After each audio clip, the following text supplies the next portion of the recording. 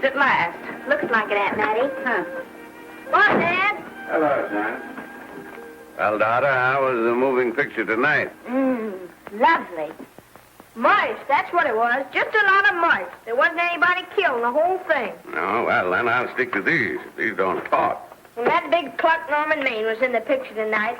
Never does anything but kiss a lot of girls. Norman Maine is one of the best actors in pictures. You and your movies, that's all you think about. You shouldn't be allowed to go to them at all if you're asking me. Too bad I was so busy in the kitchen. I didn't hear anybody asking you. Hello, Granny. Hello, darling. But of course, no one ever listens to me. They do if they're within 10 miles of you. Gadding around picture shows. House all cluttered up with movie magazines. And the other day, I caught her talking to a horse with a Swedish accent. Sis. We're only young once, you know. Ah, Hollywood. You'd better be getting yourself a good husband and stop mooning about Hollywood. You know what she wants to do? She wants to go to Hollywood. I've known it all along. I've seen her making faces in the mirror and talking to herself. That's what comes of your movies. Why, what would you do if you did go to Hollywood? I'd be an actress. I would, I tell you. I've always known I could. Guys, wouldn't it be wonderful to have a movie star in the family? Oh, Miss Blodgett, may I have your autograph? You may not know it, Alec, but you're practically on your way to bed. Oh, Miss Blodgett, you're my favorite actress. Won't you tell me the secret of your success? Oh, let me alone. I asked her what's come over you. I'll tell you what's come over her. She's just a silly little girl whose head has been turned by the movies. And the sooner she forgets the whole thing, the better off she'll be. Why will I be better off? What's wrong with wanting to get out and make something of myself? What do you do that's so much better? Just because you're satisfied to sit here all your life, you think you can laugh at me. Well, someday you won't laugh at me. I'm going out and have a real life. I'm going to be somebody. Now, if it was spring, I'd say give her a good dose of sulfur and molasses. I thought I'd find you. Oh, stop that. Now, stop crying. That isn't going to do you a bit of good. Oh, I'm crying because Aunt Mattie and Alec make me so mad. Oh, Alec and Aunt Mattie. Fiddlesticks. They're not important. You're the only one that counts. Esther, everyone in this world who has ever dreamed about better things has been laughed at. Don't you know that? Oh, I suppose I do, But there's a difference between dreaming and doing. The dreamers just sit around and moon about how wonderful it would be if only things were different. And the years roll on and they grow old. And by they forget everything, even about their dreams. Oh, I don't want to be like that. I want to be somebody. Oh, yes. You want to be somebody. But you want it to be easy. Oh, you modern girls, give me a pain. When I wanted something better, I came across those plains in a prairie schooner with your grandfather. Oh, everyone laughed at us as they did at all the other pioneers. They said this country would never be anything but a wilderness. We didn't believe that. We were going to make a new country.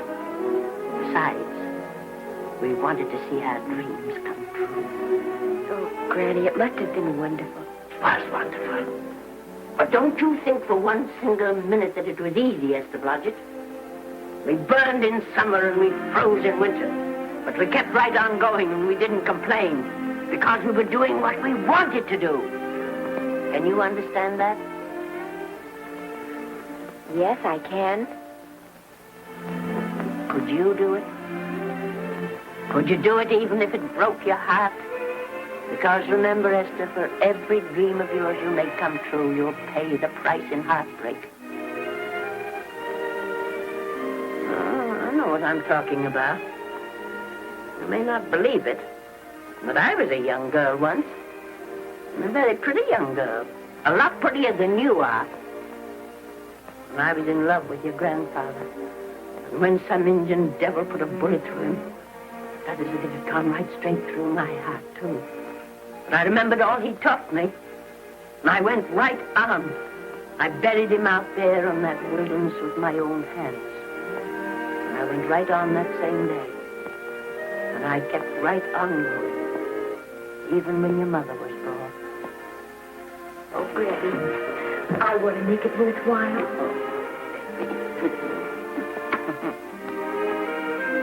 You know, Esther, there'll always be a wilderness to conquer. Maybe Hollywood's your wilderness now. From all I hear, it sounds like it.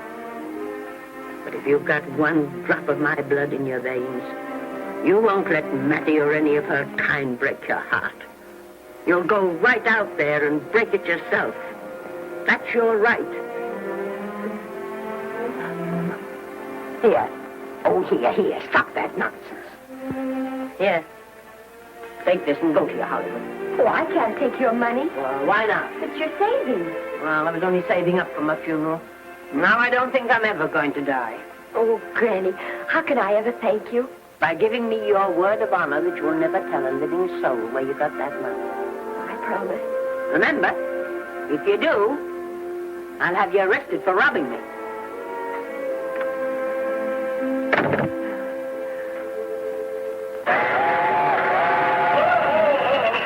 Here we are. What's up, Miss Granny? Oh, I can make it, dear. Oh, thanks.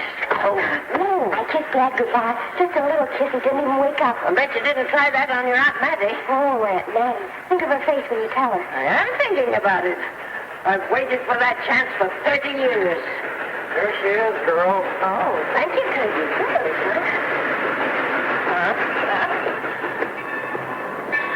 Well, come on. Here's your prairie schooner.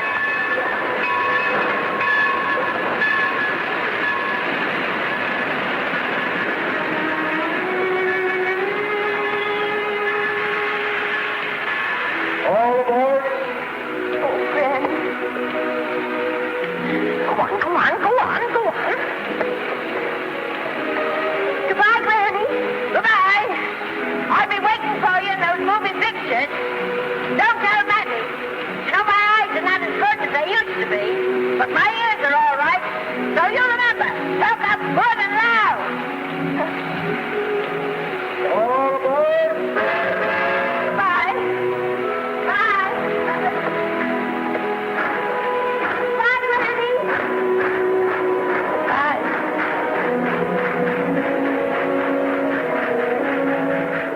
You want to go home now? I don't want to, but I will.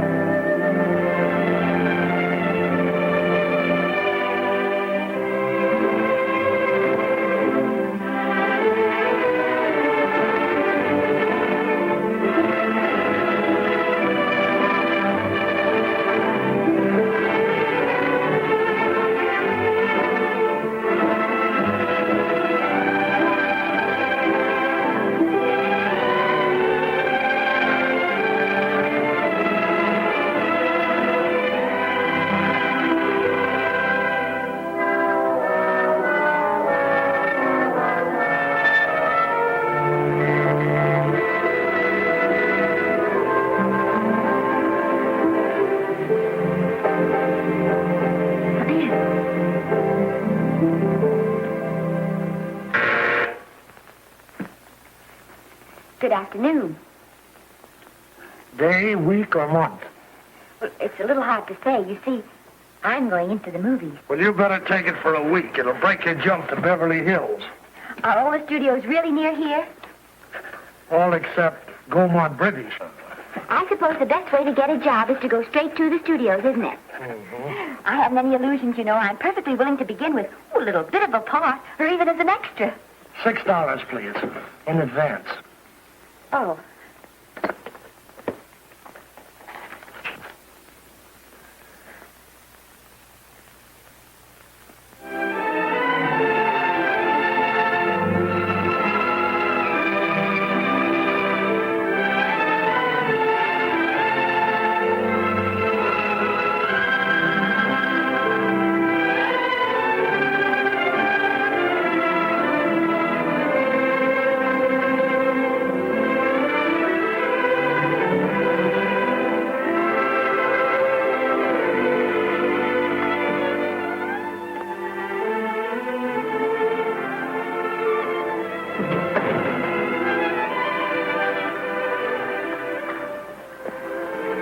I beg your pardon.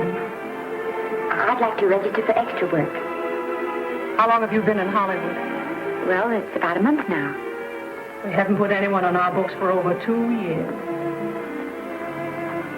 Come here. I'd like to show you something.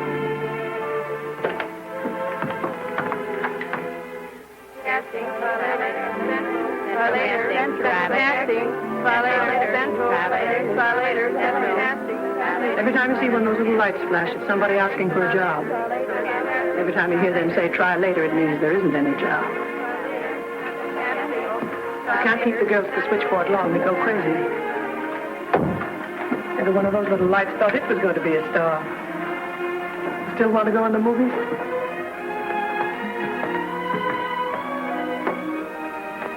You know what your chances are? 1 in 100,000.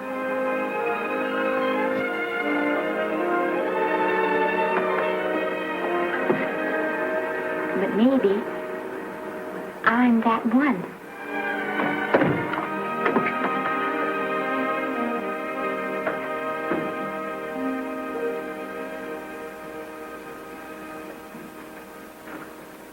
Any phone calls for me, Mr. Randall?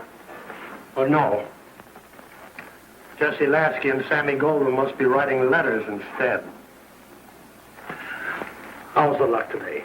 And there wasn't any. Maybe you don't go at it in the right way. Now take Danny McGuire here. He knows the ropes. Don't you, Danny? Sure, I've had him around my neck for years.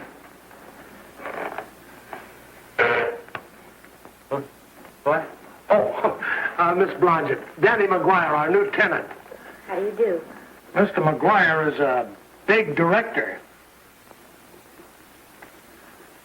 Oh, are you really? Oh, could you possibly use me in a picture, Mr. McGuire? Of course, I haven't had much experience, but I don't think that really matters if you're willing. And I Now really listen, feel that... lady. In the first place, I'm not a director. I'm an assistant director. In the second place, if I had any jobs to give away, I'd confer one on myself. And in the third place, you should have stayed back home in the first place.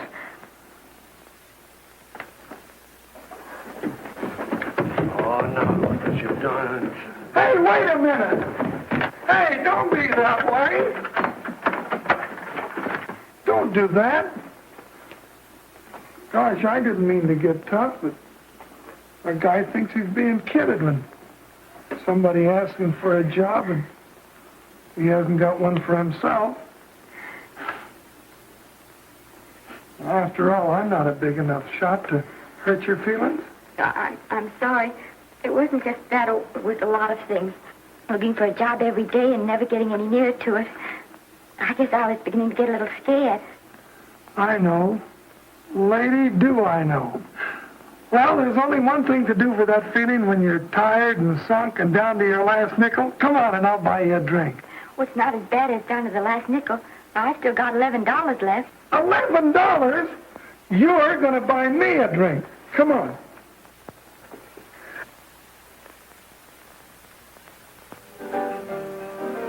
That's right, George. There's nothing like a little rum to take away that milk flavor.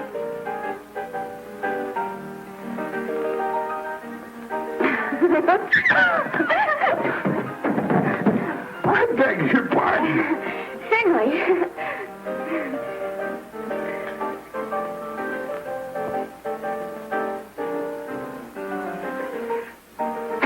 sign my contract, the first thing I'm going to do is see that you direct every picture I'm in. That's my pal. Of course, I'm going to be perfectly nice about it, but I'll just insist. Now, that's the way to talk. Don't let them lick you. Oh, I should say they can't lick me. If they try anything like that, what? I just won't sign. Now, that's right. What have you got to lose? Another one of these and we'll open our own studio.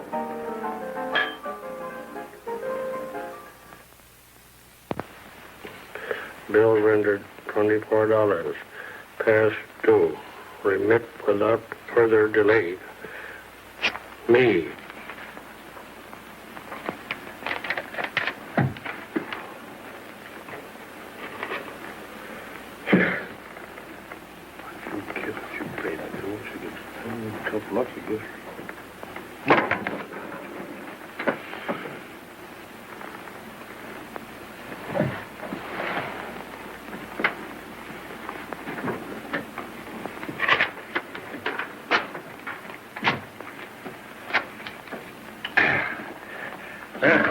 Fifth race. Fifth race. Tricap. Who's racing tricap?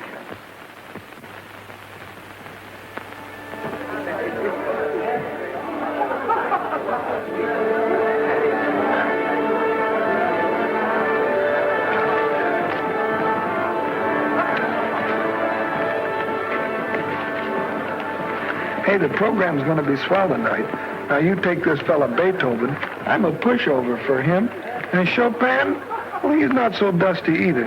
But I kind of wish that once in a while they'd play something you could sort of go out whistling, you know, like Blood on the Saddle, Blood on. Well, there's a tune. Hey, why don't you throw your hat in the air or something, can't you? This is a celebration. My job starts tomorrow. I know it does, and I think it's swell, Danny. Gee, I wish you were in on it, too. But, oh, no, it would have to be a war picture. One of those big novelty numbers, a war picture without any beautiful women at the front.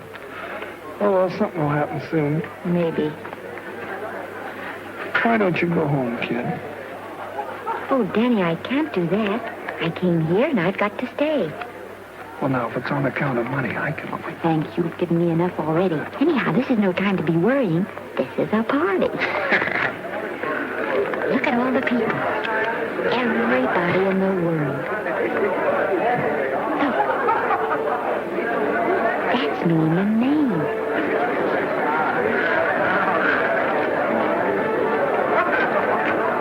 And he seems to have had that one extra cocktail.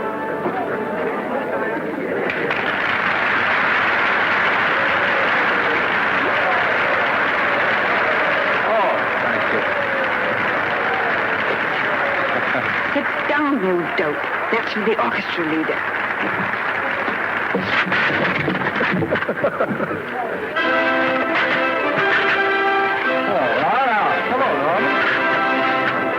Oh, Mr. Maine. Mr. Maine. Put your arm around Miss Regis. Arnold, this is a Hollywood beau. Oh, afraid of crowds. Go on, get out of here. What's the matter? You getting too big to bother with photographers? Don't want any pictures taken now. Oh, was that so? Well, supposing I take it anyway. Well, shove that brownie number 2 of yours down your throat. Thank you, Mr. Maine. No, stop it!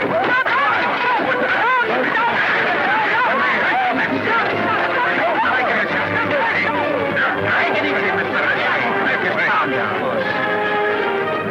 Normie, come back and sit down. Everybody's laughing at you.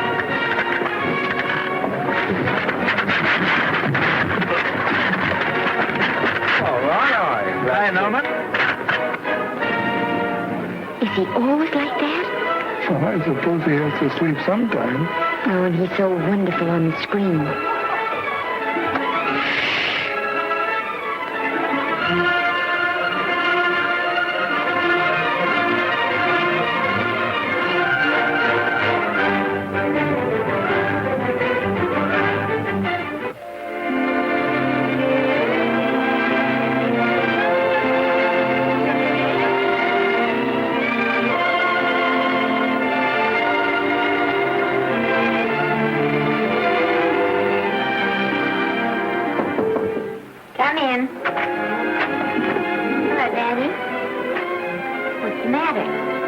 Well, believe it or not, I got a job for you.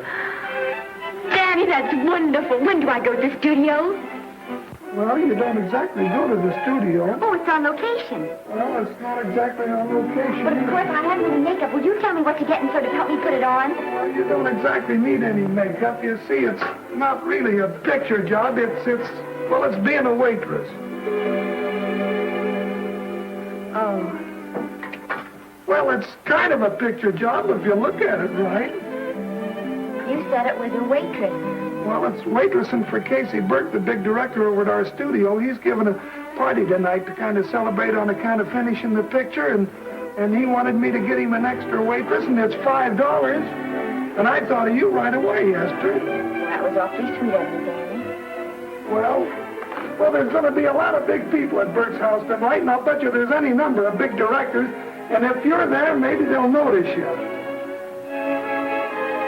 I could make them notice me. Sure you could, Esther. It's your chance. My chance. All right, Daddy, I'll do it. Oh, but I can't. I haven't got the right things to wear. Yeah.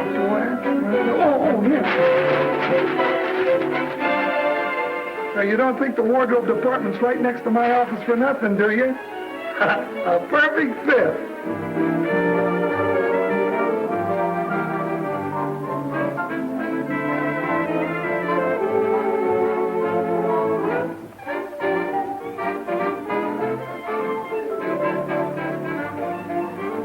Did you get to the preview last night? I did. Would you like a little hors d'oeuvre? They are very nice. Oh, thanks. Well, what did you think of the picture? You should have saved it for Thanksgiving. What a turkey.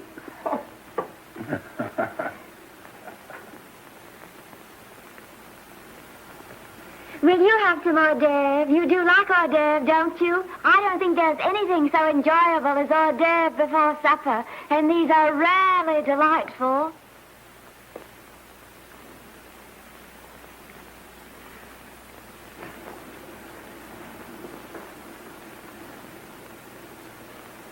And at the finish, the kid turns around and sings the lullaby to its mother. Pardon the big boys, but would you like a little hors d'oeuvre? They say they're the best in town. Don't tell me. I know. Mae West. That's a great twist. But where are you going to find a 2-month-old baby that can sing? Hello, Oliver. Oh, hello, Casey. If you want to fire me now, wait till you see the picture. I'm not a director anymore. I'm a male nurse. What's the matter with the picture? Guy by the name of Norman Maine. His work is beginning to interfere with his drinking. Oliver, don't tell me I'm to direct his next picture, too. Mm-hmm. You were my favorite producer. Now, wait a minute. You just go right on with your directing. I'll take care of these stars. I know how to handle them. I had a serious talk with Norman after that Hollywood Bowl occurrence, and you don't have to worry any more about his behavior. Excuse me, Mr. Niles. Mr. Libby of your publicity department is on the telephone. He says it's most important, sir. It's about Mr. Maine. Thank you. Oh, it's probably just some little thing. Of course, Oliver. I'll turn on the radio and see if they've called out the National Guard yet. Hello, Libby. What's the good word? Mr. Norman Maine, America's Prince Charming, was apprehended driving an ambulance down Wilshire Boulevard with a siren going full blast. He explained he was a tree surgeon on a maternity case. Well, will it be in the papers? No, it won't be in the papers. But that's a nice, expensive hobby of yours, keeping Mr. Maine's informal entertainments out of the public press. Oh, that's fine work, Libby. Try and see that no one gets to Norman. He's probably home sleeping it off. All of them. Why can't you forget those dopes at the studio for one night? Business, business all the time. I don't know what's going to become of you. Norman, why didn't you call for me? Oh, by golly, why didn't I call for you? In case you've forgotten, I was supposed to come here with you. Oh, that's all right. I got here without any trouble. The only reason I don't slap your face. Yes, darling, I know. Hello, John. Oh, hello, man. What's the matter with Oliver? He looks as if he'd had bad news. Hello, Mary. What's the matter, old boy? Maybe I'm wrong. I guess I've been drinking too much lately. No, you ought to cut it down. It's bad stuff. Scotch and soda.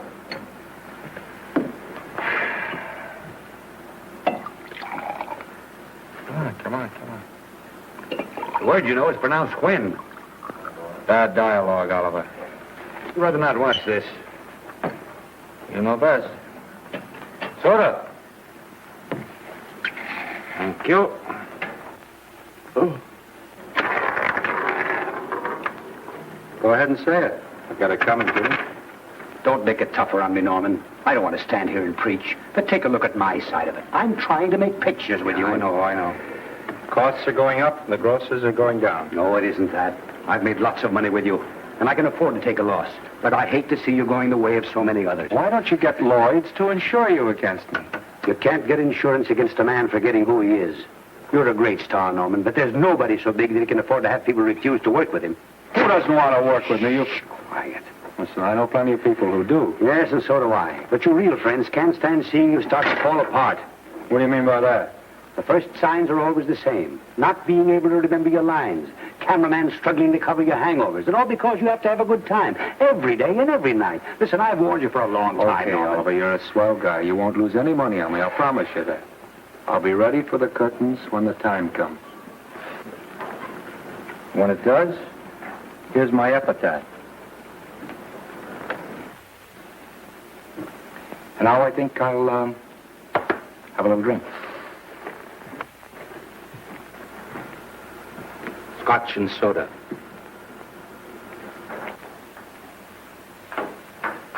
Scotch and soda. Ooh. Come on. A little soda? Caviar? No, thanks. Yes, pardon me. Ah, lovely. No, I mean the caviar. Mm-hmm. No, don't go away. I'm starving. Huh? Really. Which would you take? Well, I don't know. You know? I don't know either. It's hard to choose. I think I'll take caviar. Mr. Maine doesn't care for any more. Do you know me? No. Well, Normie doesn't care for any more. I think I shall get very drunk indeed.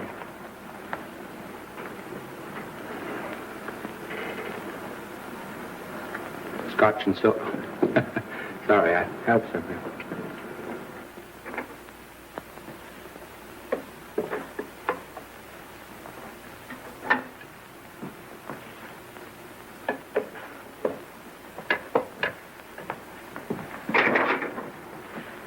Oh. Mind if I help?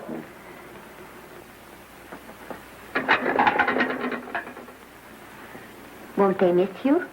Oh, no. They'll just look under the table, and when they see I'm not there, they'll forget the whole matter.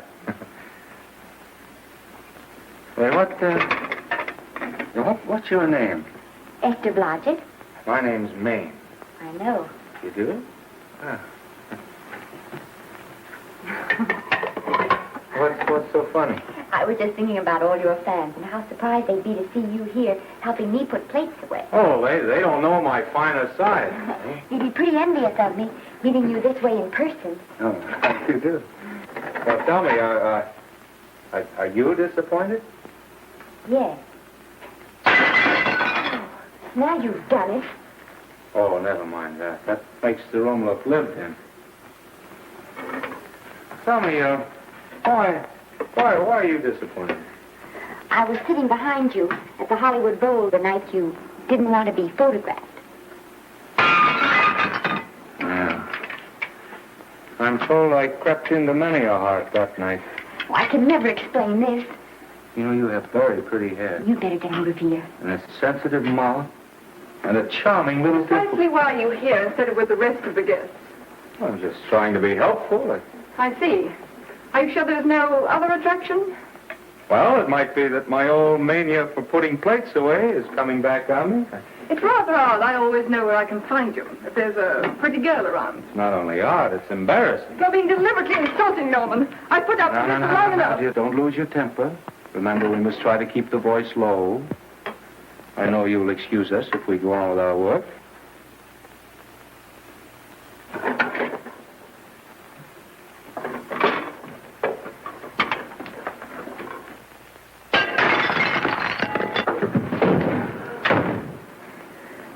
Now see what you've done.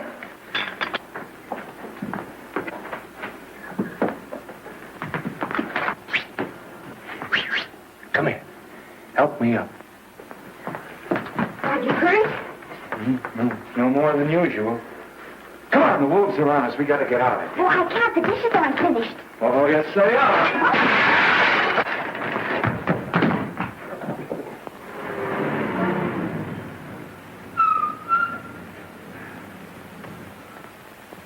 Well, I bet I know what you're going to say now. What? Good night. Good night and thanks. Hey, wait a minute. Hey, you realize that all I found out about you is that you're foolish enough to want to go into pictures? But why is it foolish? Look at you. Yeah, that's what I mean. No, I'd rather like to go into this matter a little more thoroughly. Oh, that's awfully nice of you. Why don't we go on up to my place and talk it over? Oh, no. Thank you very much, but I really must say good night. Good night. But you're not angry. No. I'm hungry. Well, why don't you go and get something to eat? Good night, Miss Blodgett. Good night, Mr. Maine. Wait a minute. Peter, the least I can do is to see you to your door. Will I see you again? I hope so. Has anyone ever told you that you're lovely? Well, now you know. Thank you.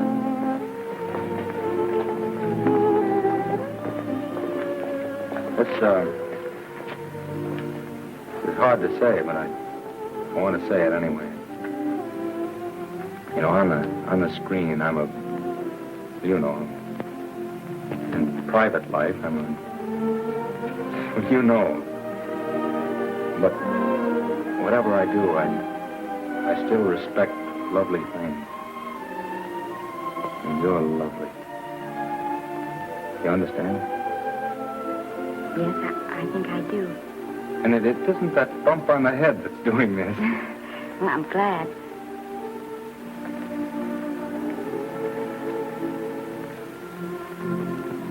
Good night.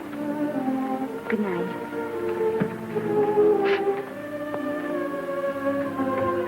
Hey! You mind if I take just one more look?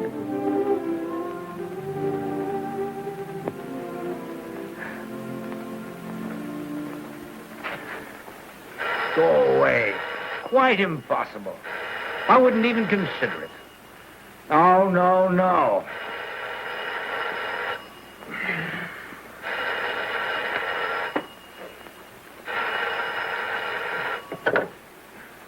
Hello? Who is it? Who? Norman? What have you done now? You're not in jail, are you? Oh. Yes, I see. Oh, it's that again. I see. She's beautiful. Yeah, I know. You want me to give her a screen test? Yeah, certainly. She's got wonderful possibilities. Oh, you know she's got something. Well, you knew all the other ones had something, too. Oh, no. I tell you, Oliver, she's got that sincerity and honestness and sincerity and honestness that makes great actresses. Oliver, I am so sure of this girl that I want to take the test with her myself. Listen, Oliver, you've worked hard. You're entitled to a break. You get...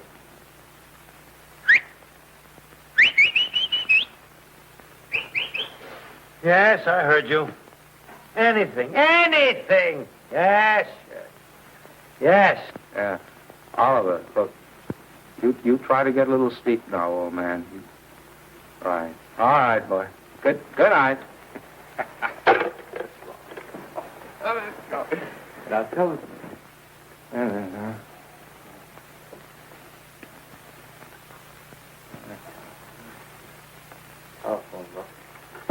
Telephone book. What? Telephone. Hey, Olive, telephone book.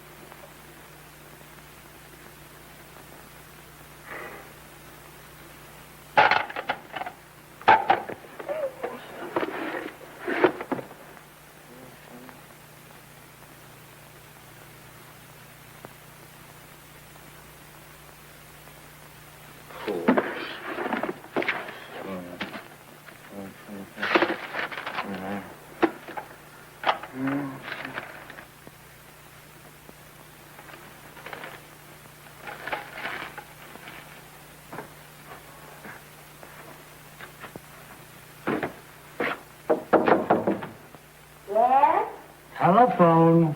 For me? Some drunk trying to be funny says he's Norman Maine.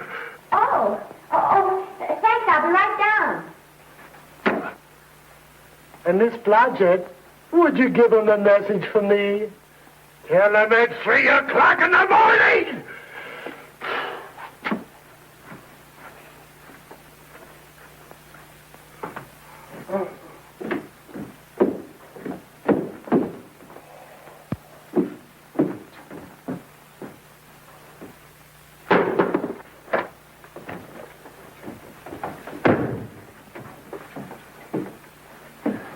Hello? What? Oh. Oh. Oh. Oh, yes. I'll be there. Oh, thank you.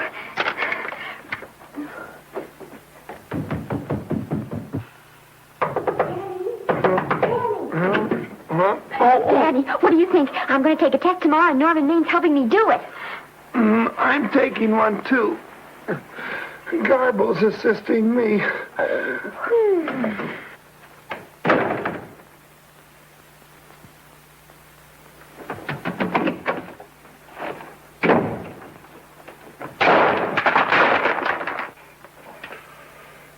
Oh.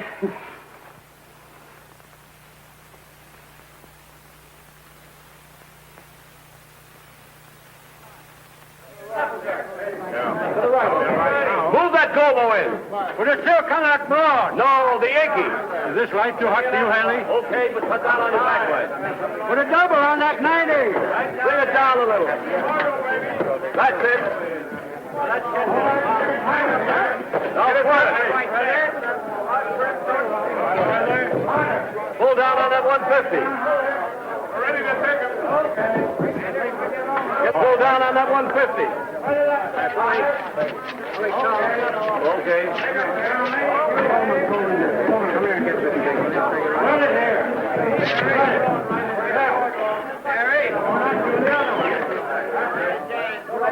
Bring me an apple box. Listen, gentlemen, please, if you don't mind. This is just a test. Ready, Mr. Burke? All ready, Mr. Burke. Ready, Mr. Burke. Ready now, Mr. Burke. All ready, Mr. Burke.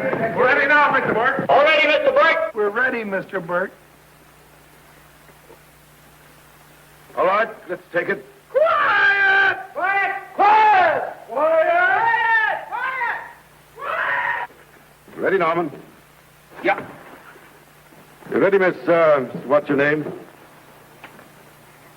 You'll soon know your name, Esther. The whole world's going to know it. But I'm so scared. Maybe I better not try it today. Oh, come on. Now, don't be foolish. They all had to go through this. Harlow, Lombard, Myrna Loy, and now Esther Blodgett. All right. I'm ready. This is a take. Roll 'em. Quiet. Hey!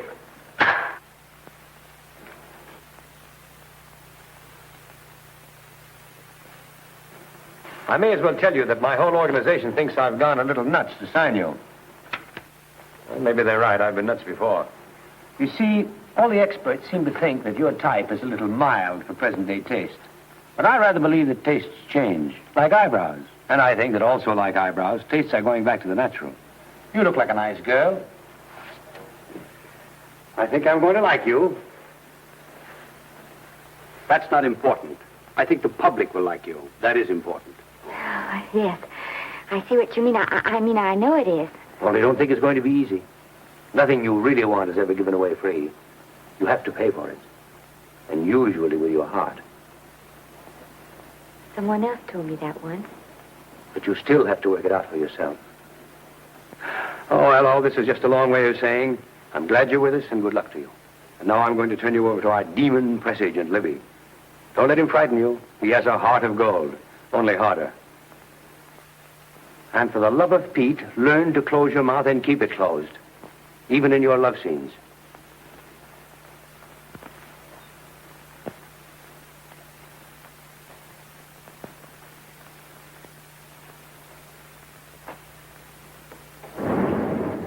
Are you a Russian? No, I was born in Fillmore, North Dakota. Oh, no. First saw light of day in a mountain cabin, a trapper's hut, high up in the Rockies. Go on. Well, I always wanted to be an actress. Dreamed of footlights as Lonely Kitty. Are you sure there's no Russian in your family? Positive. That's a shame. Well, what does your father do? He's a farmer. Social registerite father. Fed up with hypocrisies of 400, sought wilderness for consolation. There amidst the mountain flowers, he raised another blossom. His lovely little daughter. What's your name? Esther Victoria Blodgett.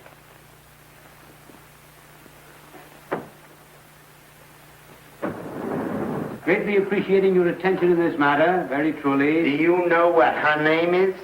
Esther Victoria Blodgett. Hey, we'll have to do something about that right away.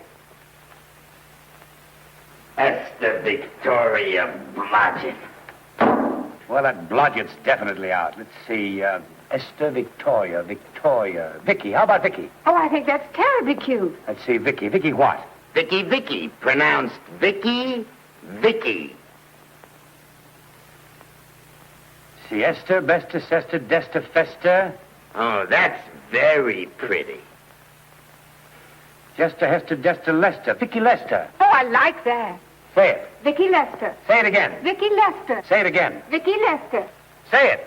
Vicky Lester. Say Vicky Lester. Vicky Lester. Vicky Lester. Vicky Lester. Vicky Lester. Flash. Oliver Nile Studio discovers new starlet, a Cinderella of the Rockies. Her name is Vicky Lester. Those who have peeked tell me she couldn't be more Devine. The face of an angel and such natural talents. Her voice is a symphony. Her very walk, they tell me, is enough to drive men mad. Not that way. Get the lead out of your feet. Lift them up.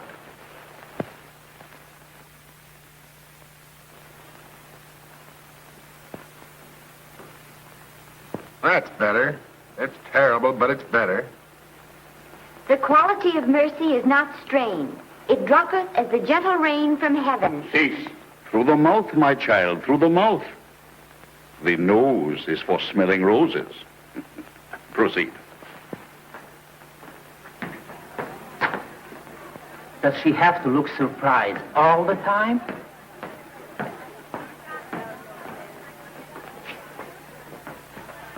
Anyway, it's just a rough sketch. Pretty small mouth, eh? Oh, well. Give her that Crawford smear.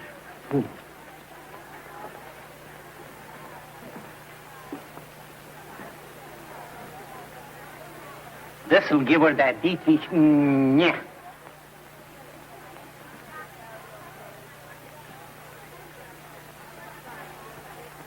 We're on the wrong track. She still looks surprised.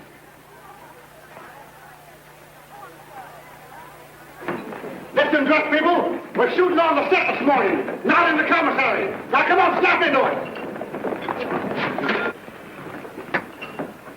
Acme Trucking Company?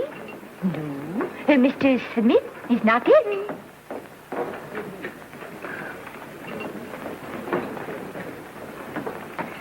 Acme Trucking Company. No. Mr. Smith is not in.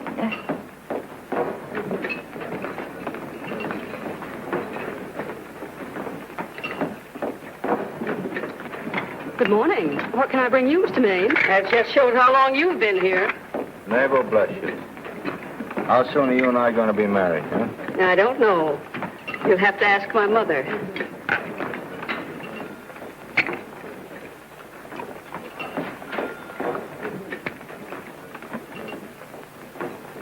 Acme Trucking Company? No, Mr. Smythe is not in.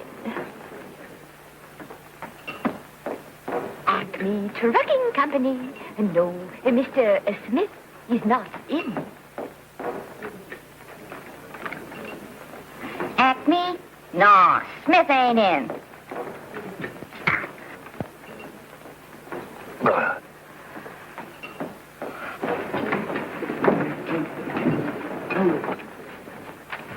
Acme Trucking Company? I'd like to speak to Mr. Smith, please. Mr. Smith is not...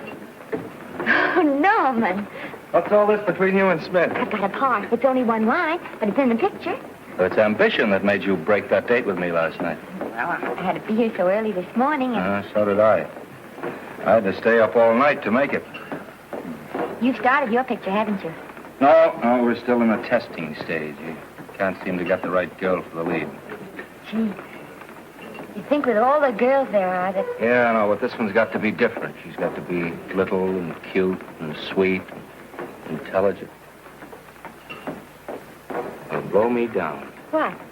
Will close my tired old eyes. Well, what is it? Hold everything. Come on. Come on.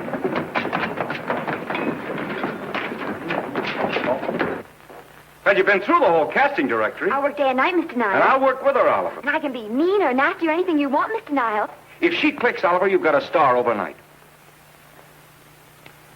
Okay.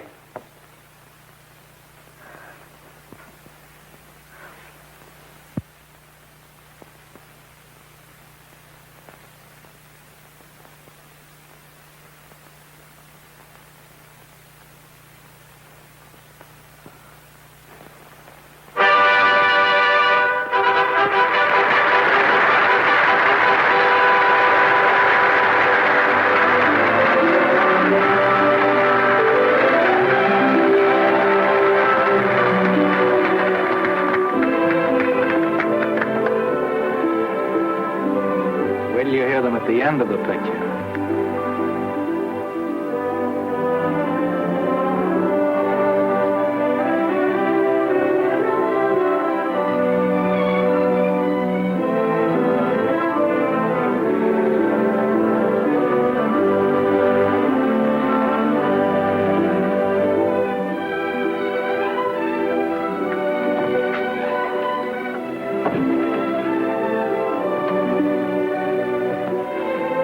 Do you think we were noticed? By no one. They're much too busy playing at croquet.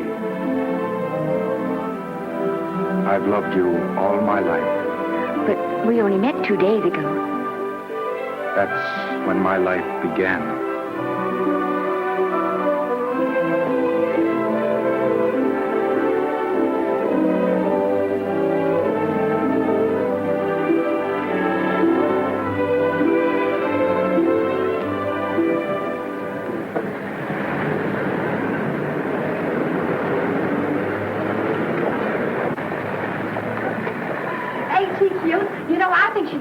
type I am, don't you? I think she's sweet. Well, it's Vicki Lester's picture, all right.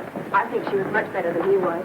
These producers are so horribly down. They won't know how good she is. Well, maybe it's because she's a good girl. No, Maine's not so bad, but it's Vicki Lester that we go to see. Vicky, darling, I think she's the most precious little thing I've ever seen. The knockout, Libby. You might mention that when you write your review. That Lester kid's a gold mine. Didn't you like Norman Maine? Was he in it? Libby, I'm afraid we have another hit. It's in the bag, neatly tied up with beautiful pink ribbons. Hey, where are Norman and Vicki? I don't know. I thought you had them. I wish they'd come. We're having a party at the Trocadero. Isn't it thrilling running away from people? Norman, it's so exciting, So new. A star is born. Come on, run.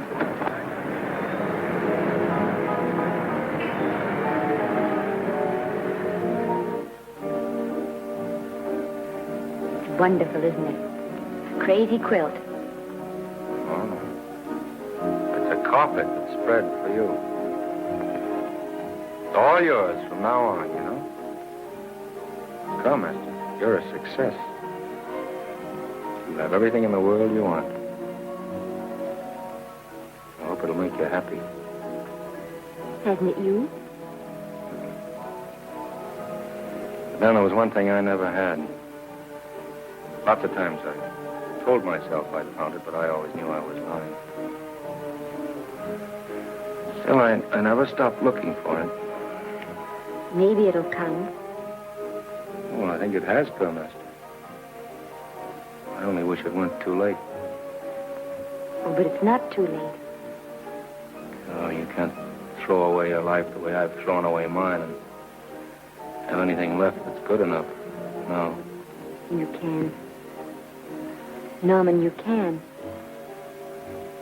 You mustn't tell me that, Esther.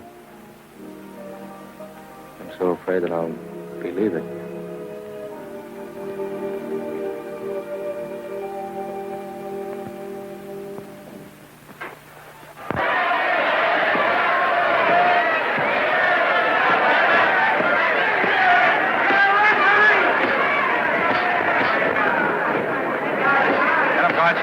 Shoot your right.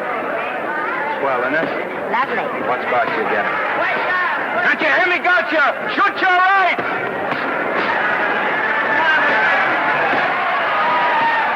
He's down. Gotcha, got him. Gotcha, got him. He did, didn't he? Yeah, but he'll be up, though. You like it? Sure I did. You like me? Sure I did. That reminds me. Will you marry me? No, thank you. Come on, gotcha. Finish him. Why won't you marry me? Wasn't that dependable? Hey, shoot your right. Throw away your money? Break him up in there. Break him up. Drink so much. Well, suppose I quit drinking. Yes? Come on, gosh, shoot the right in there, the right. Suppose I save my money. Yes? There he goes, let him have it. Suppose I became absolutely dependable on all occasions. Yes?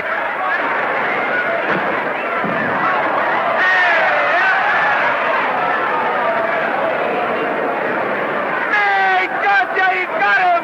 He got him. He certainly did.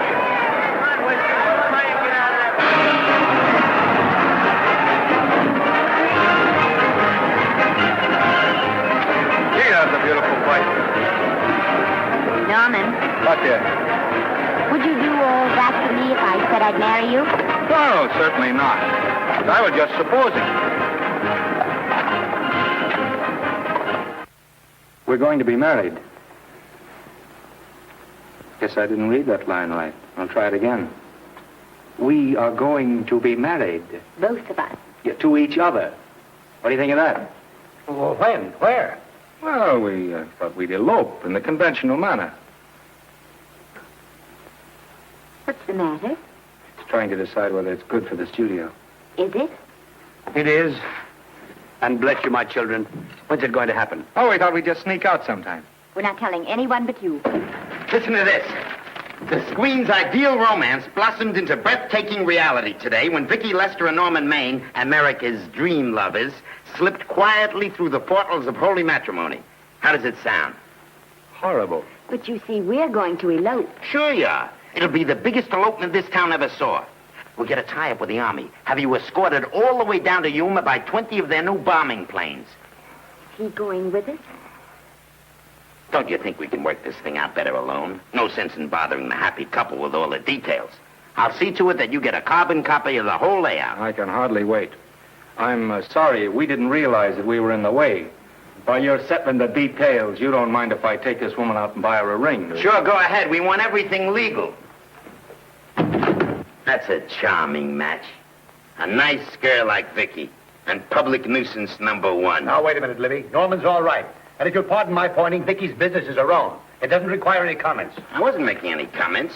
I just said it was a rotten shame. So go ahead and plan the elopement. Oh, that elopement stuff is out. You can't get any scope in that. We're going to have a wedding. Where'll we have it? Customary place, I believe, is a church. Nah, it's been done. This has got to be something big. The beach. I can visualize it. The bridesmaids in bathing suits. 20,000 Santa Monica school children spelling out the word love. It's a novelty, but is it big enough? Why not the city hall? A police escort of every motorcycle cop in town. Sirens screaming, confetti pouring out of buildings like the Lindbergh reception in New York, only on a big scale. What's the matter? Isn't it big enough?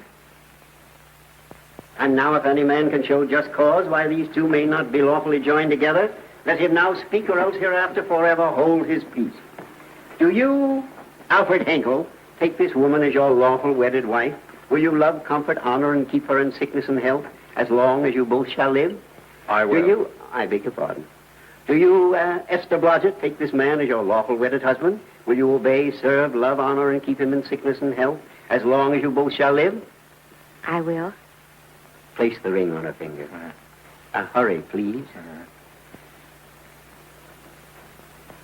Now, by virtues of the power invested in me as Justice of the Peace of San Bardo Township, County of Los Angeles, I pronounce you man and wife.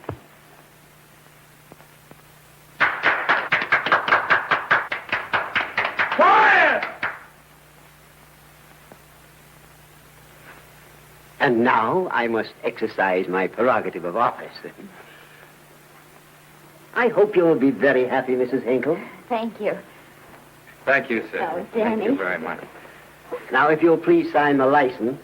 Oh, yeah. You know, Mrs. Hinkle, I can't help but believe I've seen you somewhere before. Oh, really? Well, I believe this is the first time I've ever been in San Bardo. You know, your face is familiar, too, Really? Mr. Hinkle. There you I are, sir. Thank you very much. Oh, Here's your thank you, receipt. sir. Thank you. Goodbye. Goodbye. See you again. Yes, goodbye. No, I don't mean I'll see. No. Yeah, I think you got by with it. But it was close. That JP was just beginning to remember where he'd seen it. Well, anyway, we got away from Libby. Hello, Toots. If you will be kind enough to glance between my shoulder blades, Mr. and Mrs. Henkel, you will find there a knife buried to the hilt. On the handle are your initials. Lovely to have seen you, Libby. Hold him, wait. Hold him, Danny.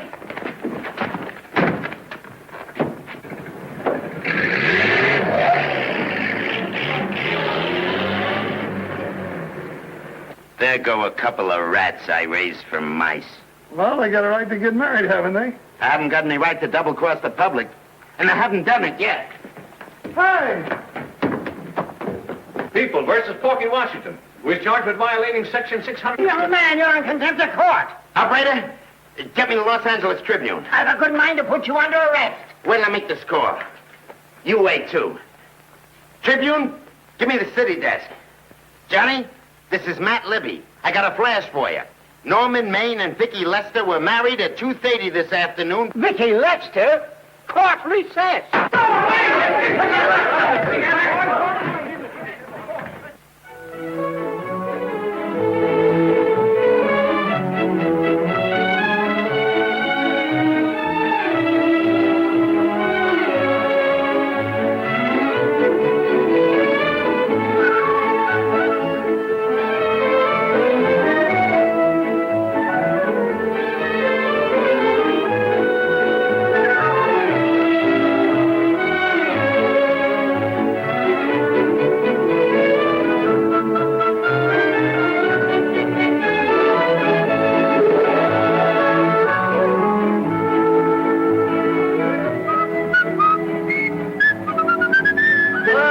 me a horse, a great big horse, a great big buckaroo, and let me wahoo, wahoo, wahoo!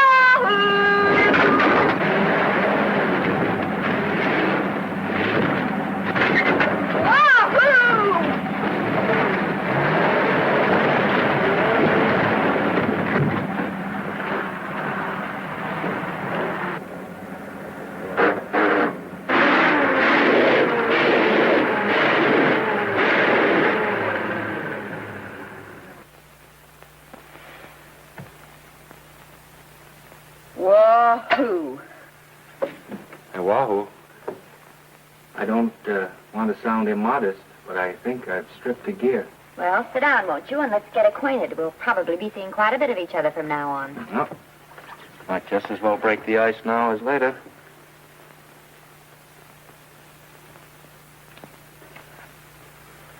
Now we're old friends.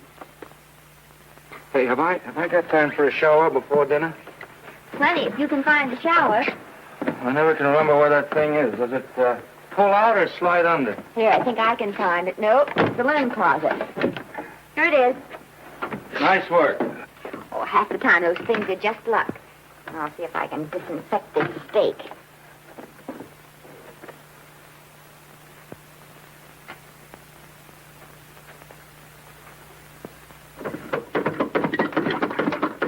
Hey, Esther, there's no soap. Here. Thank you. Oh, and Esther. Yes, dear? I'll need a washcloth. Oh. How you fix the cigarettes? You know I never smoke underwater. Well, what do I do to make this thing work? Pull that gadget at the top and pray for rain. Well, I can't reach it. I can't get my hands up. If you've gone in there with your arms down, you'll never get your bath. Unless you're a contortionist. Yeah, well, I'm not a contortionist, and don't throw that up to me now. You knew it when you married me. Will you close this door, please?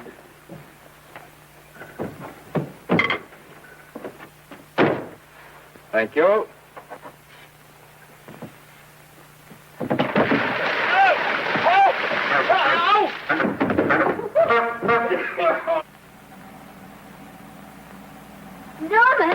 Norman, here comes the car. You got it? Huh? Here, quick. Quick what? Quick, go out and stop them and ask for help. Oh, I'll catch cold. Oh, you'll get warm again. Yeah. Oh, dear, they'll recognize me. Now, if you keep your face down, go on. There may not be another car for a week. Well,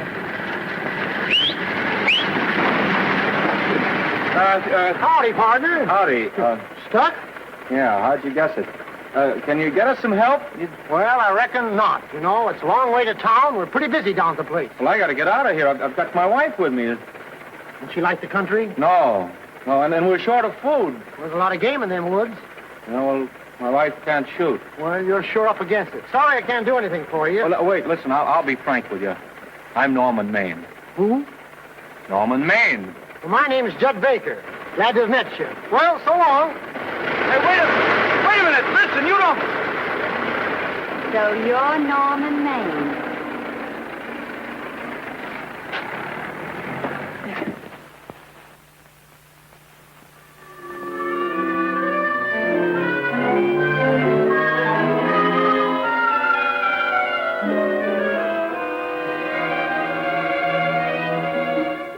I got my prestige to look out for. I'm supposed to be the best publicity man in the racket. And they laugh themselves sick when I even try to get a decent mention of Maine. Yes, I know how sensitive you are, Libby, and I don't like to see your feelings hurt. Thanks, boss. Now, Vicky, there's a dish for free space. But if Maine swam across the Pacific, the papers would keep it a secret. Well, the exhibitors don't like him, the critics don't like him, the public don't like him, and I don't like him. Who likes him?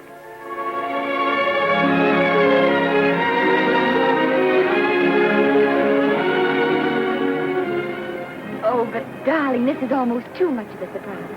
And there I was in my touching innocence, thinking we were going to live at the beach house. Oh, we'll still keep the place at Malibu. But this is special. This is our castle. It used to be in the air, you know? Well, we'll never use any ugly words like contracts and pictures and careers. When we come in those gates, we'll check the studio outside. Come on, I got another little surprise for you.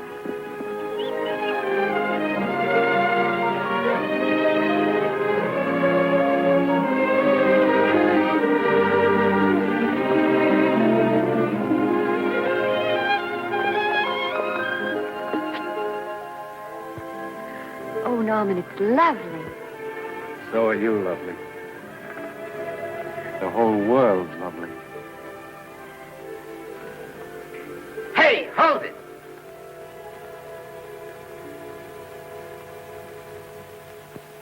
That's it. Caption: their honeymoon never ends. All right, let's get some pictures. Now, if the bride will sit here and the groom stand behind her, we'll have something unique. Now let's go after something different. You sit down and she'll stand up. Pretty radical, isn't it? Yeah, but in a nice way. Okay, Otto, fire. Caption: their honeymoon begins anew. Ah, the producer. Caption: their honeymoon ceases abruptly. Hello, Oliver, glad to see you. No, I'm glad you're back. Thank you. Vicky, how well you're looking. Hello, Oliver. Am I interrupting? Yes, thank you. Just want a couple more pictures. That's enough of both of them. What they're asking for is exclusives of Miss Lester. Alone. Oh, I see. Well, come on, Oliver, let you and me get exclusive. See you later, Vicky. Oh, don't worry, Otto. My camera smashing days are over. They ain't your only days that are over. Oh, hold that, Miss Lester. Gorgeous. Well, Oliver, how's the dividend situation? Very pleasant. I think we'll show $2 million on the next quarter. Oh, smart move of mine to sell my stock, eh? Oh, well, when you need money, you need it. Well, some people save up for just such an event. There's bound to be a rainy day occasionally. Yeah, but as a citizen of California, I've always refused to admit that. Yes, I know, but still it does rain. Well, anyway, you can thank me for some of those dividends of yours. Mm-hmm. Oh, can't you? Oh, sure. That was a little too quick, Oliver. What's the matter? The Enchanted Hour was a smash hit, wasn't it? Well, it made Vicky a star overnight. Yes, it should have. How about me? Oh, let's talk about business at the office, Norman. Beautiful pool you have here. Beautiful. Oh, now let's talk about it here. Didn't they like me? Well, maybe the pot wasn't just right. That was the best part of the year. Look, Oliver. Do you think I'm slipping? Can you take it? Yeah, go ahead. The tense is wrong. You're not slipping. You've slipped. Oh, my fan mail's still big. Norman. Fans will write to anybody for a photograph. It only costs 3 cents for a stamp, and that makes photographs cheaper than wallpaper. But every 25 cents they pay for a theater ticket buys them the right to be a critic. And your last few performances, Norman, have not pleased your critics.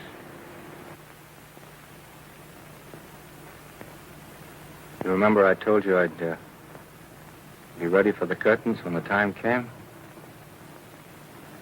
Here it is. Let's call off the contract, no hard feelings. We're not quitting, either of us. There's no explaining these things. We've all seen how the public turns. Maybe we can turn them back. I've got a swell script lined up for you. About Esther. You think that I'm going to get in her way? Well, as a matter of fact, as it happens, there's no part in this story for her. I'd more or less planned to star her in a picture of her own, with that young Pemberton opposite her. He's coming along nicely. Good for young Pemberton. All right, Oliver. We'll make a try at it. Let's hope it's not too late.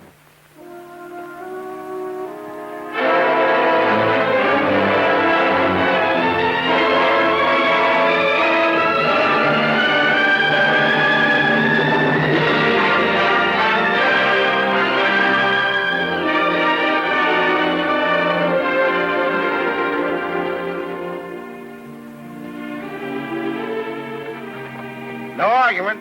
I'll buy those. Huh. The screen's most finished actor. I'll say he's finished. He keeps them away in droves.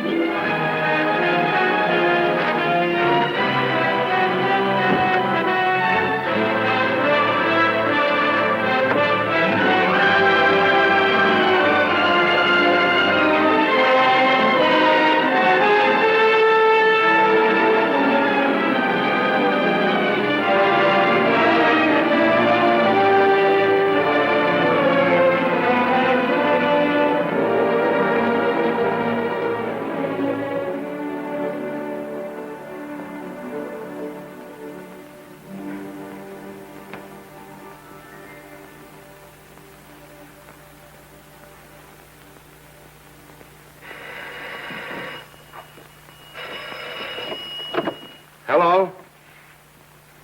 No, Miss Lester isn't home as yet. No, I'm not the butler. But I can take a message just as well as he can, honest. Oh, is that you, Norman? Swell. Listen, Norman, this is Artie Carver. Hiya, kid. Swell. Say, I hear you're through with Oliver Niles. Is that on the level? Please, Artie, I'm not news anymore. Forget it. Say, what kind of a settlement did you make on your contract? Give me a figure so I can do a story on it. There was no money involved. We just called it quits. Okay, I'll fill in my own figure. Say, by the way, I've been trying to get an interview with Vicky for 2 weeks, but she's always busy. How about you giving an old pal a break by speaking to her for me? Sure, I'll ask her. Swell. So long.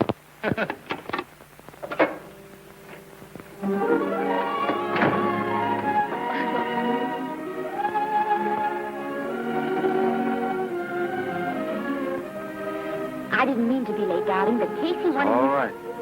You're here now. What's new today? Nothing. Haven't been out of the house. Let's go somewhere tonight. No, you're tired. We'll stay in.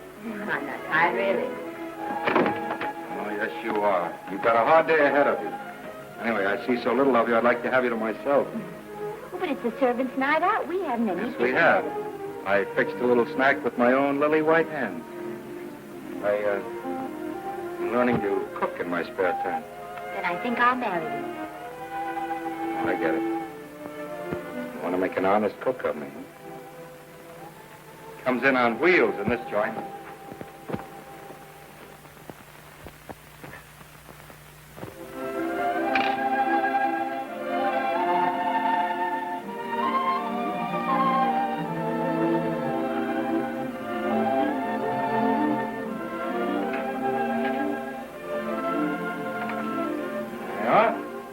How's it look?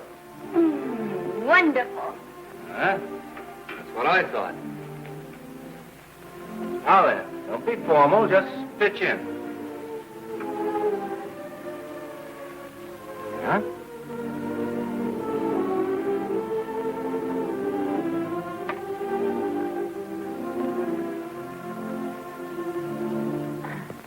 I'm afraid my mouth's not quite big enough. I'll measure it next time and make them to size. A little hard to lift, too. In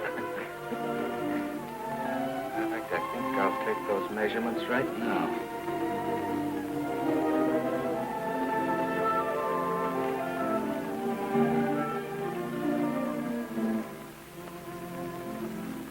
That's what I wait for. All day. That's why I rush home without even changing my costume.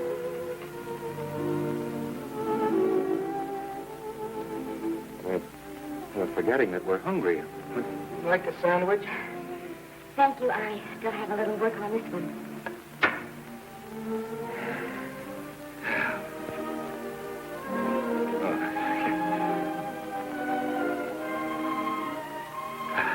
Norman, will you unhook my dress? I can't breathe. Mm-hmm. You know, all the time I thought it was the kiss that made you breathless. A lot of hooks. Uh-huh. Why don't you have a zipper? That's a good idea. You better? Yes.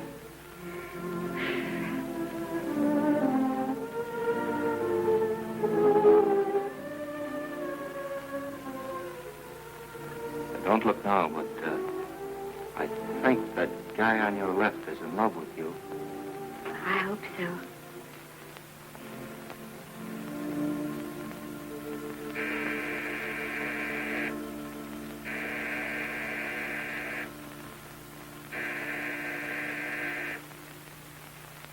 The doorbell. Is it? Maybe they'll go away. Oh, I never do at a time like this. Come here. Just a minute, dear. I'll be right back.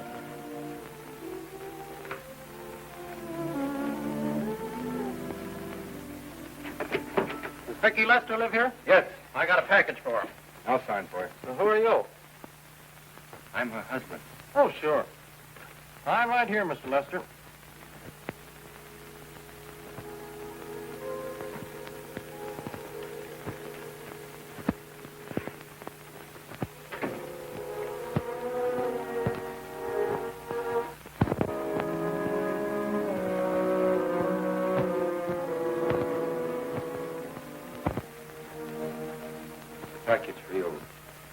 By the way, I forgot to tell you, they want you for a benefit at Shrine Auditorium next Wednesday night.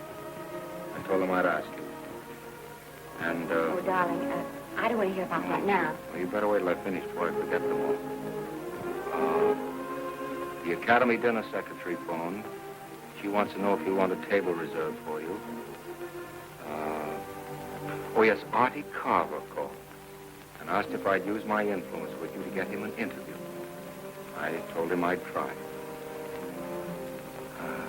That was all, I think. Oh, Norman, please don't talk about those things now.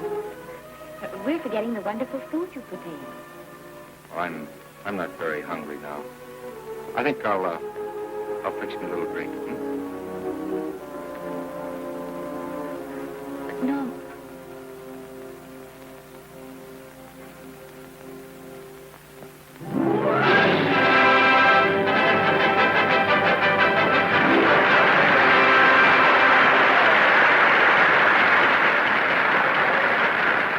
Norman would come. Stop worrying. And think how nice that statuette is going to look on your mantelpiece. Do you suppose anything's happened to him? But of course not. He's just been held up in traffic. You think about that statuette. And now we arrive at the climax of the annual dinner of the Academy of Motion Picture Arts and Sciences, the highest award within our power to bestow. We have already applauded with our hearts as well as our hands, while awards are being given those gentlemen who during the past year have rendered distinguished service to the motion picture industry. We now pay honor to the ladies, or rather to one lady. We offer to her the Academy Award for the finest performance of the past year. She has already had the world's acclaim, but this is the tribute of her fellow workers, the men and women of this industry. It is not only my pleasure, but my privilege to present this award to the actress who created the unforgettable Anna in Dream Without End, Miss Vicki Lester.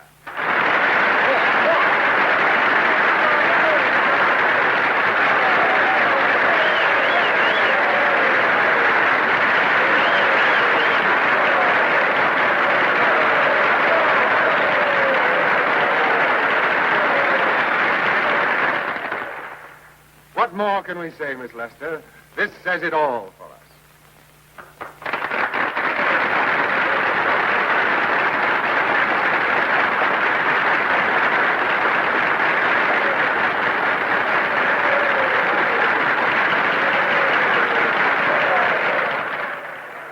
Ladies and gentlemen, when something like this happens to you, and you try to tell how you feel about it, you find that out of all the words in the world, there are only two that really mean anything.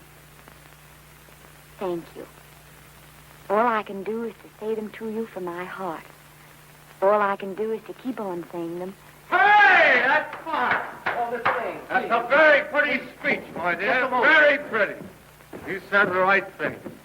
I want to be the very first one to congratulate you on that valuable little piece of bric-a-brac. Now I want to make a speech. Gentlemen of the Academy and fellow suckers, I got one of those once for a best performance. They don't mean a thing. People get them every year. What I want's a special award, something nobody else can get. I want a statue for the worst performance of the year. In fact, I want 3 statues for the 3 worst performances of the year, because I've earned them. And every single one of you that saw those last masterpieces of mine knows that I've earned them. Libby, start the music. What I'm here to find out is, do I get them or do I get them? Now answer yes or no.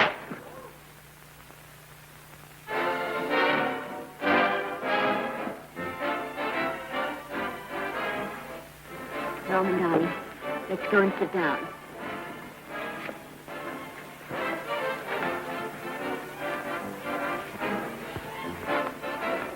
Come on, Owen, sit to that.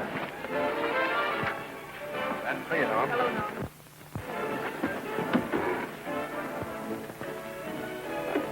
Hello, how are you? Hi, Oliver. My dear, do let me congratulate you. You must be terribly proud and happy tonight. Thank you.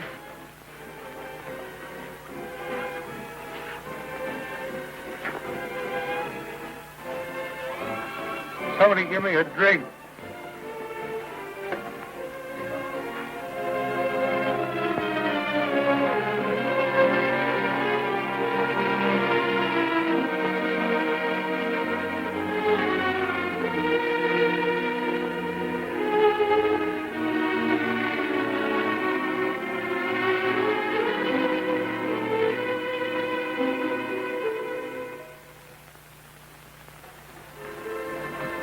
Oliver, it's nice of you to come to my dressing room. Vicky, how are you? I've missed you. Everyone's missed you. Have a nice trip. Well, a 3-month tour of the theater circuit scarcely comes under the head of pleasure.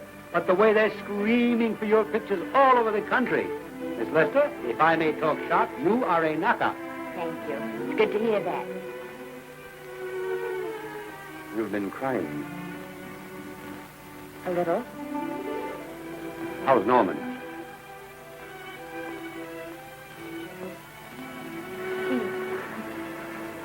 Well, he's trying awfully hard, Oliver. Letting Norman leave this studio was the hardest thing I ever did. There was nothing else I could do. I know. Has he been... Is he all right? He's gone to a sanitarium. He really wants to stop drinking. And I think he could only... Well, perhaps if he could start working again, there would be some encouragement. Oliver, could you do that? Oh, thank you. But he mustn't ever know I told you. He won't know, and you mustn't worry. I want you to keep up your good work in this picture. I'll try, Oliver. That's the one thing I can do for you.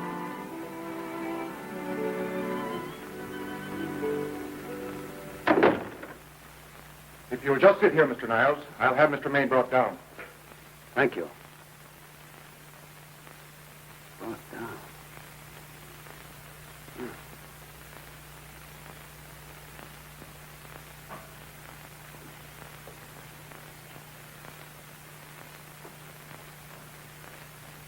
Hello, Oliver.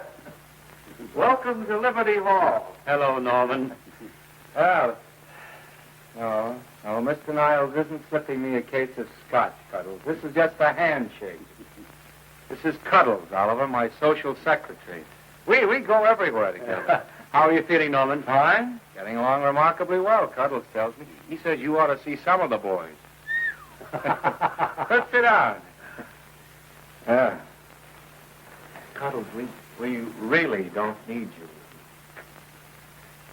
Touching, isn't it? Can't bear to have me out of his sight. Are you comfortable here, Norman? Comfortable. It's positively luxurious. They even have iron bars in the windows to keep out the draft. How much longer are you going to be here? Oh, well, I'm really cured now. I'm just staying on for an extra week or two to get in good shape, you know. After all, there's no particular hurry to return to the cameras. That's what I wanted to talk to you about. I've got a script with a fine part for you in it. Yeah, Oliver, that's great. That's great. Who plays opposite me? Well, it is not exactly the lead. Young Pemberton's doing that. But I tell you frankly, I consider your part better than the lead. Oh, I see. It's better than the lead. Well, of course, it isn't terribly long. But it's one of those parts that makes an impression on you. They'll be thinking about you all through the picture. Mm-hmm. Well, the thing is, Oliver, I'm pretty well set at another studio. I'm not at liberty at the moment to tell you which one. You know yourself how those things are. Of course. But it's a big picture. It's one of the biggest of the year. Mm-hmm. And the part. Every actor in Hollywood would give his teeth to play. See.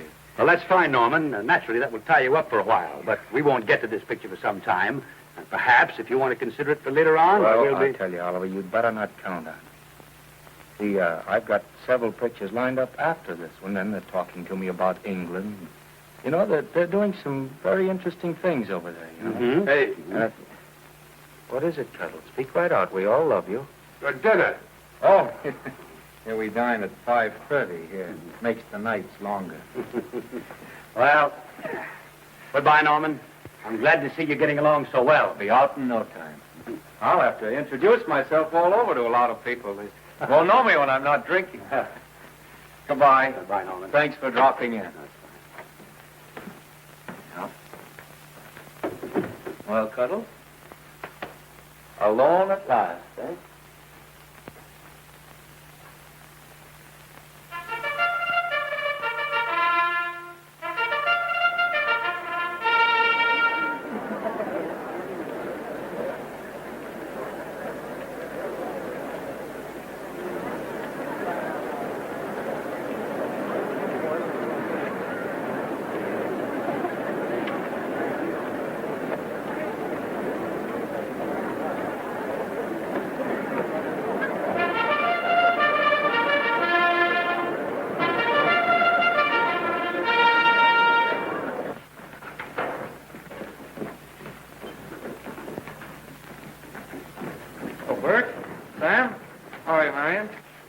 Hello. Hello. Hello, Normie. Glad to see you. How I hate to run into these has-beens. They give me the creeps. Me too. He was good while he had it. And he had it quite a while. Hello? Hello, Mr. Maine. I haven't seen you in a long time. Oh, I've been resting. Ginger ale, please. Ginger ale and what? Ginger ale and ginger ale. A new leaf? A whole new book. Thank you. Scotch straight. Hello, Libby. Why, it's Mr. America of yesteryear. Do they let you wander about now without a keeper? Oh, sure. I'm a trustee now. Didn't expect to find you at Santa Anita. What do they do with the actors while you're away? Oh, they cut them into slices and fry them with eggs.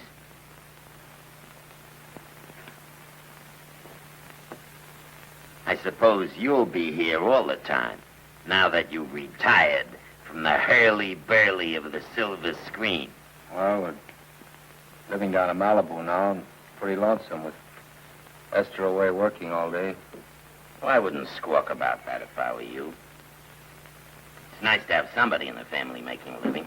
Oh, wait a minute, Louis. I don't want to forget that we're friends. Friends, my eye. Say, listen, I got you out of jams because I had to. It was my job, not because I was your friend. I don't like you, and I never have liked you.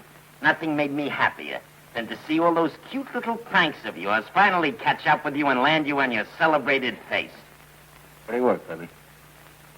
Always wait till they're down, then kick them. I don't feel sorry for you. You fixed yourself nice and comfortable. You can live off your wife now. She'll buy you drinks and put up with you even though nobody else will. Come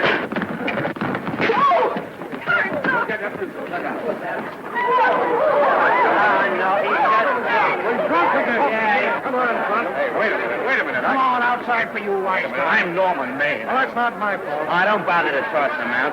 He's harmless. All right, Mr. Libby, if you say so. Sure, let him go. What can he do? He can't fight any better than he can act. Norman Maine. Oh, he's drunk again. Why, he's been drunk for years.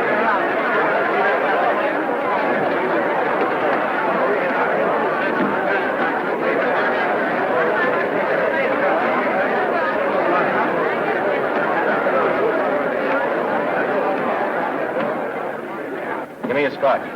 Double. Leave the bottle here.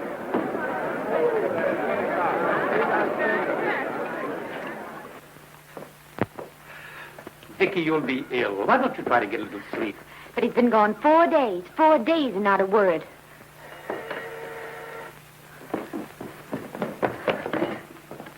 Oliver, I can't. I just can't. Hello? No, this is Oliver Niles speaking. What? Where? Thank you. What is it? Nothing. Oliver, tell me. He's in the night court. He's been arrested on a drunk charge. Now, he's all right. He isn't hurt. I'm going right down and get him out. I'm going with you. Vicky, it isn't any place for you, and if it gets in the papers... What do I care about the papers? I'm going with you.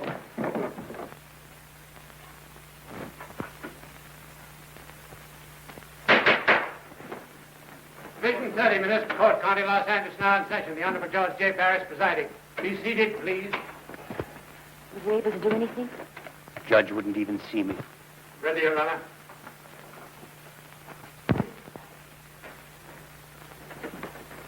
I want to advise you that you're entitled to be represented by counsel, to be confronted by the witnesses that may testify against you, to compel witnesses to attend on your behalf to a public and speedy trial by the court or by a jury, and the right to be admitted to bail. Call the first five. Gregory, Hale, Haynes, Rodriguez, Johnson. Come on, boys, get over here. Go ahead. Move along. William Gregory. Rain drunk, picked up at 5th in town. Asleep in the gutter. 14 similar offenses in the past 6 months. Still at it, Gregory. How do you plead? I don't feel so good. I didn't ask you how you feel. I asked you how you plead. Guilty, I guess. When did you get out the last time? Just before Christmas. Well, I'm sorry you'll have to miss New Year's. You'll be out in time for Washington's birthday, 60 days. Milton Rails. Plain drunk, picked up on Brooklyn Avenue, given treatment at receiving hospital, then removed to jail. How old are you, Rails? 17, sir. Did you take a good look at those men in the cell with you last night? Yes, sir. And have you taken a good look at yourself this morning? Oh, no, sir. Well, I suggest that you do. $5 or 2 days. Sentence suspended. Oh, Judge. Alfred Henkel, more commonly known as Norman Maine. Drunk and disorderly. Cracked car into tree at Sunset and Coronado. Evidently been drinking for days. Resisted arrest and injured one of the arresting officers. How do you plead? Guilty. You're Norman Maine, the actor, aren't you? You've come pretty low, haven't you? There isn't a man here who's had the advantages you've had. Look what you've done with them. You're nothing but an irresponsible drunk, driving about the streets with the power to inflict death or injury on innocent people. I think we'd better deny you that power for a while. 90 days in the city jail. Please wait.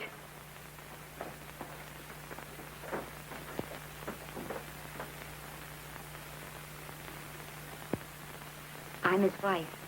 Yes, I recognize you, Miss Lester. Please, Judge. I promise you this won't happen again. I'll be responsible for him. If you just won't send him there. You realize that this man, when drunk, is obviously a menace to public safety?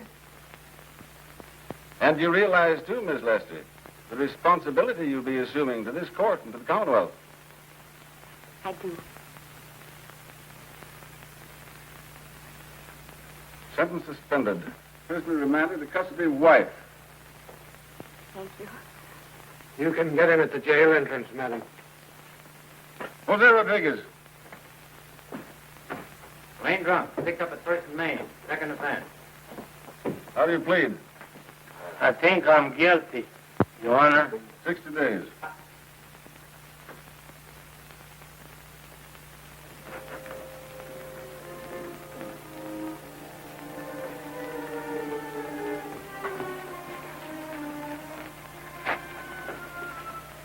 Yeah, I'm so tired. Hold it, Mr. Maine. The picture. Oh, no. What about a statement for the press? Oh, no, please.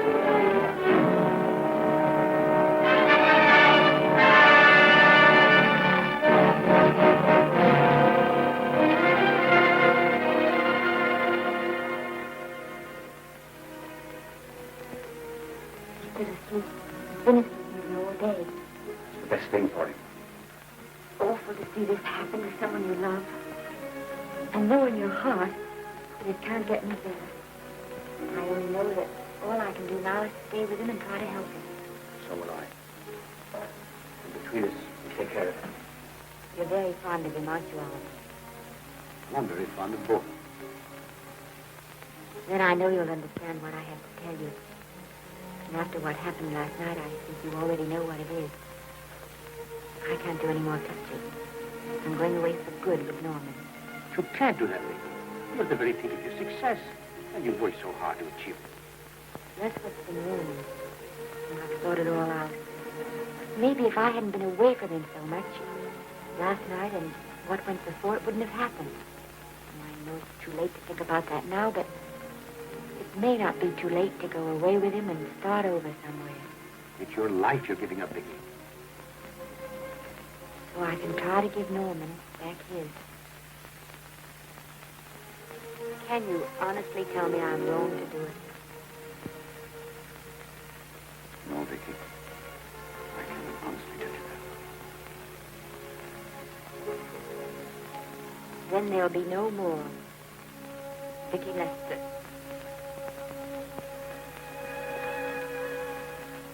Come on, walk to the door.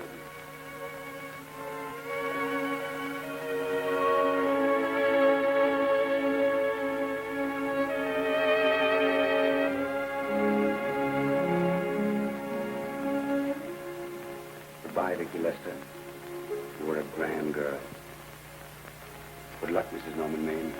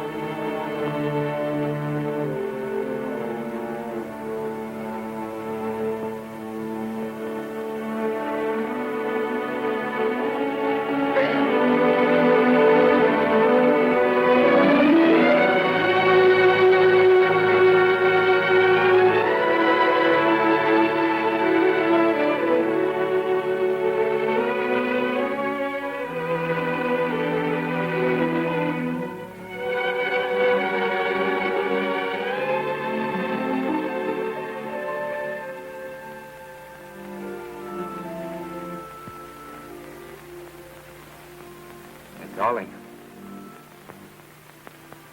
this is Maine coming in to apologize again. I'm sorry, dear, but it isn't you. What other troubles have you got? None. I was just playing a scene with myself. Now look, I'm just coming out of the jitters and you're just going into them. This is a swell household. Isn't it? I'll tell you what we'll do. I'll promise to brace up if you'll go on the wagon. I guess I have been drinking too much. You know what I'm going to do? I'm going to be an athlete. You mean with great big muscles and everything? Well, roughly speaking. Gonna join the YMCA? That costs too much. And I'm going wading up in our front yard. No. Sure. Would you like me to go with you? Sure, if you'd like to. No, Miss, I don't think I will. It might spoil this beautiful, natural wave. Yeah, I guess that's right. But, darling, look, could you have a hot toddy, some hot soup for me when I come back? Some hot soup? And I'll make some of those nice sandwiches. No, Miss, do you have to?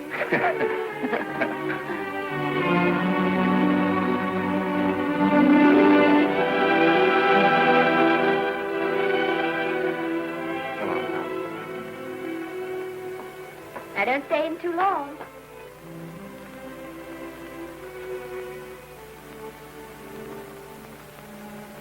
Hey! Mind if I take just one more look?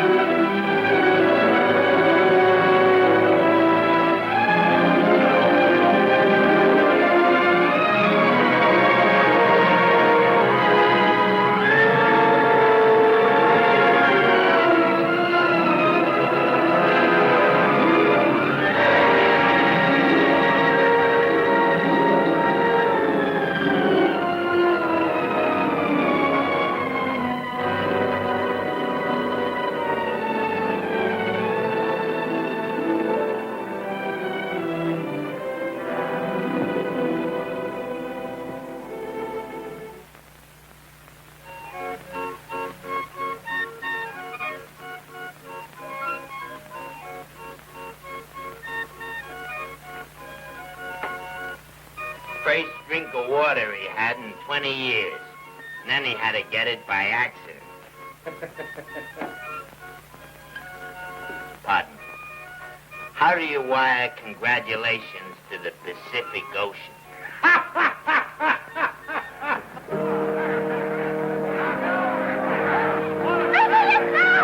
Oh, you can't see her face. Hello, Vicky.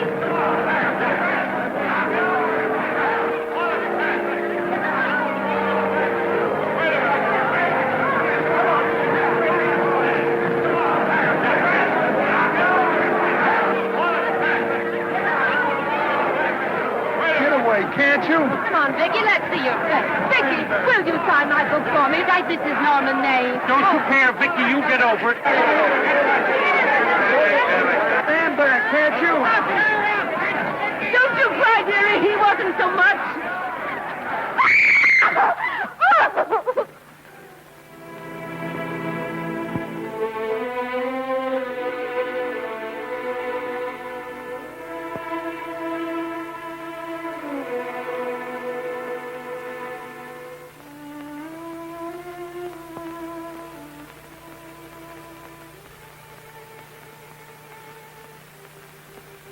Do you mind if I take just one more look?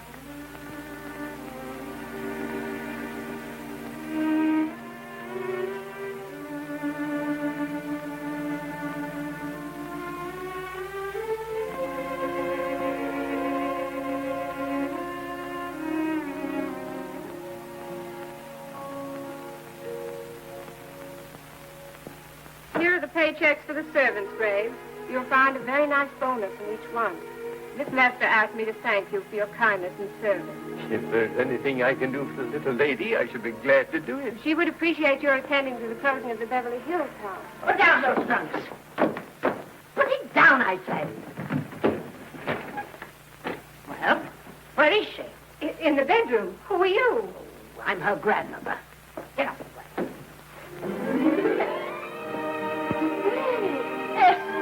Granny, darling. Oh, I'm so glad to see you. What made you come? Oh, I know when I'm needed. Now get out of here. Go on. Get out of here, all of you. I want to talk to my granddaughter alone. I came just as quickly as I could. But I'm going home. I sent you a wire yesterday.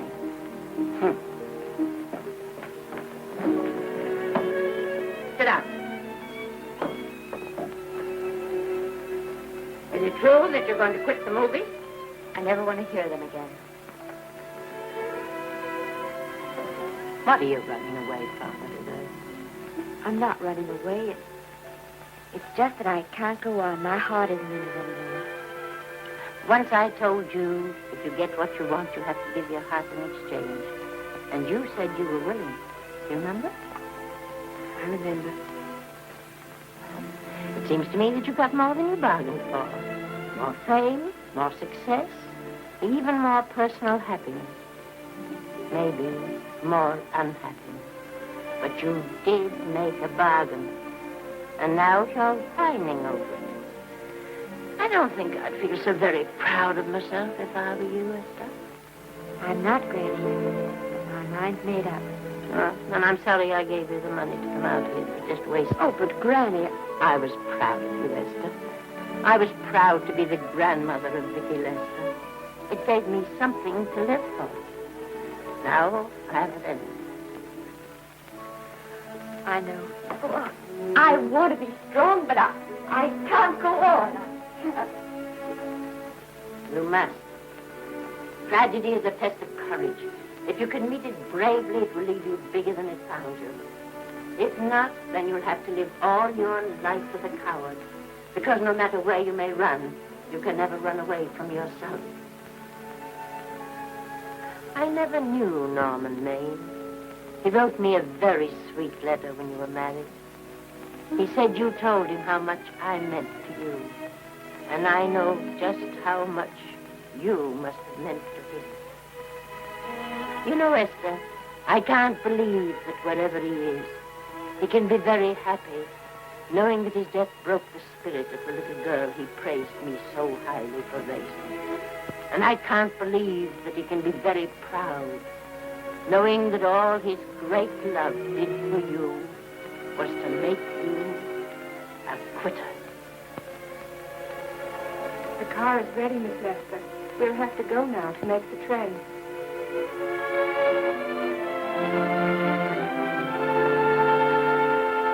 Put the car back in the garage.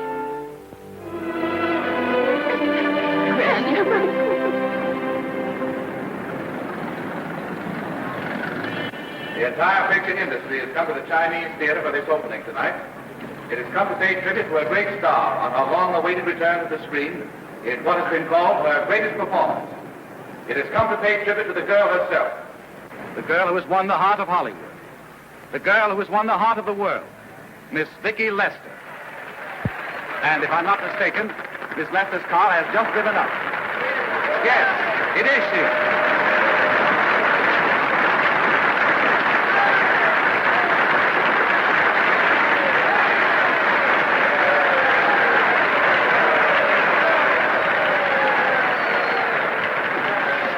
This doesn't scare you too much. I scare very slowly, young man. 6 o'clock, folks, please.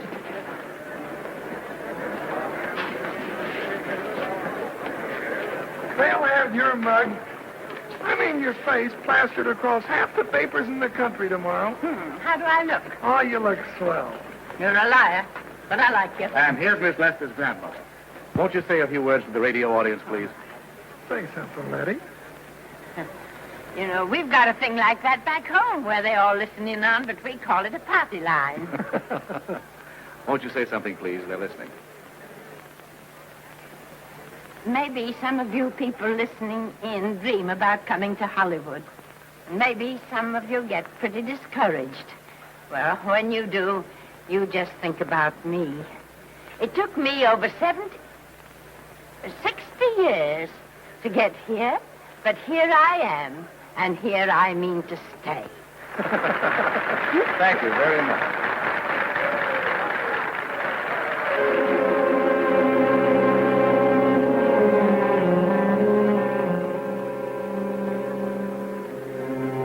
Miss Lester.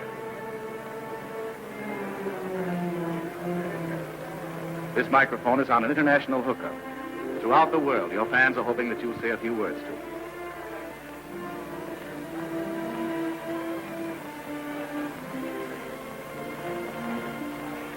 Hello, everybody. This is Mrs. Norman Maine.